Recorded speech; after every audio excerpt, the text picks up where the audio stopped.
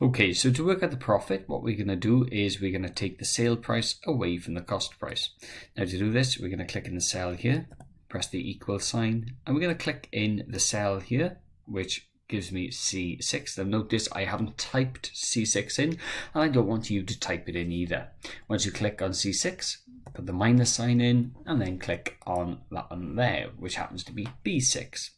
Now, once you press enter, what it's going to do is it's going to return you a value, and we're going to copy this value down all the way. So we're going to basically put the formula in for the rest. So what we do is we go into the bottom corner of the cell, and you'll notice my cursor will change. It goes from a white square to a very thin black square. So if I click on this very thin black square, hold down with the mouse and drag down, what happens is it now completes the rest of the profit for me. And if you double click into one of these cells, it tells you where it's getting the data from. So I can just double check to make sure it is using the correct data from the cells.